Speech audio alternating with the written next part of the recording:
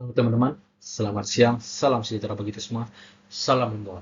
Perkenalkan, nama saya Frederick Hasan dengan NIM 2335136 dengan minat HSAT FPP Fakultas Kehutanan Institut Jakarta. Baiklah, pada kesempatan kali ini saya akan mempresentasikan tentang penginderaan jarak jauh menggunakan UAV. Penginderaan jarak jauh dengan menggunakan UAV menawarkan banyak manfaat dalam berbagai bidang seperti pemetaan, pemantauan lingkungan, dan pemantauan bencana alam. Teknologi ini memungkinkan pengumpulan data secara cepat, akurat, dan terjangkau. Definisi dan konsep dasar UAV. Definisi. Penginderaan jarak jauh dengan UAV adalah pengumpulan dan analisis data spasial menggunakan pesawat tanpa awak yang dapat terbang secara otomatis atau dikendalikan dari jarak jauh. Yang kedua, konsep dasar. UAV dilengkapi dengan sensor dan kamera yang mampu mengumpulkan data seperti citra, video, dan data spasial lainnya. Yang ketiga, keunggulan. UAV dapat menjangkau area yang sulit dijangkau manusia serta menghasilkan data dengan resolusi tinggi dalam waktu yang lebih singkat. Selanjutnya, jenis-jenis UAV untuk penginderaan jarak jauh. Yang pertama, fixed wing UAV memiliki bentuk seperti pesawat terbang, cocok untuk pemetaan wilayah luas dan pengumpulan data dalam jarak jauh.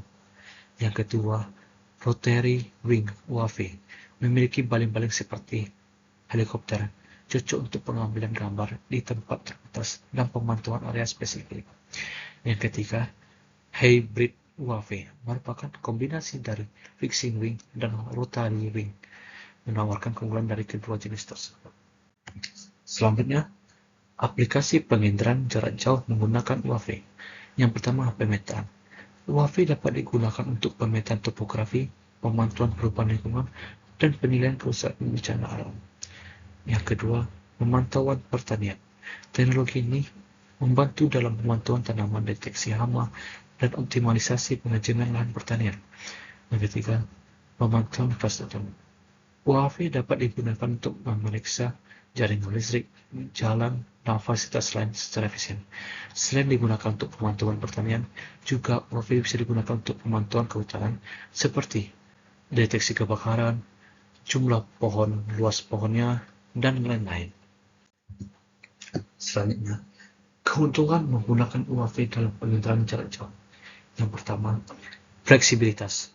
UAV dapat dijangkau ke area yang sulit dijangkau manusia, serta memiliki kemampuan manuver yang lebih baik. Yang kedua, respon cepat.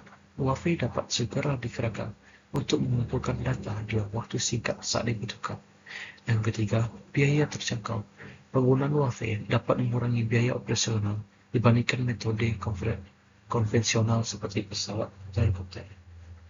Akurasi tinggi. Teknologi sensor dan kamera pada UAV menghasilkan data spasial dengan resolusi dan presisi yang sangat tinggi. Tantangan dan kendala dalam penerapan menggunakan UAV. Yang pertama, regulasi dan keamanan. Peraturan yang ketat terkait penggunaan UAV untuk penginderaan jarak jauh perlu diperhatikan demi keselamatan penerbangan. Yang kedua, keterbatasan navigasi. Kendala kemampuan navigasi UAV di daerah dengan sinyal GPS yang lemah perlu diatasi.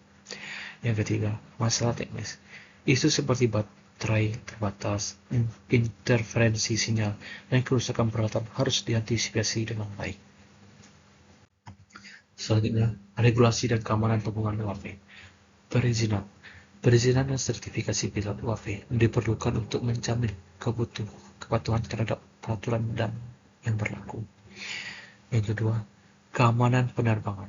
Penting untuk memenuhi aturan dan prosedur keamanan dalam mengoperasikan UAV untuk mencegah insiden kecelakaan yang merugikan manusia. Yang ketiga, privasi dan etika. Penggunaan UAV harus memperhatikan isu privasi dan etika dalam pengambilan dan penggunaan data. Next, analisis data dan pemrosesan citra. Yang pertama, akuisisi data. Pengambilan data spasial dan citra menggunakan sensor dan kamera pada UAV. Yang kedua, pengelolaan citra. Proses perbaikan, klasifikasi, dan ekstraksi informasi dari data citra yang diperoleh. Yang ketiga, analisis spasial.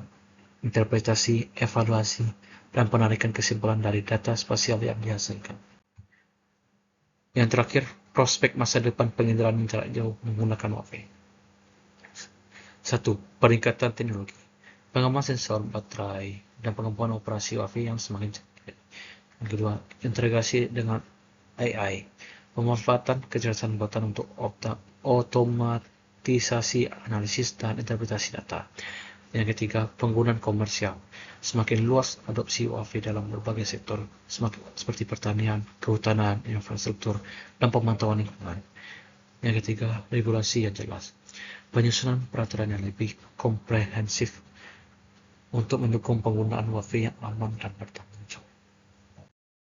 Sampailah kita pada penghujung presentasi kali ini.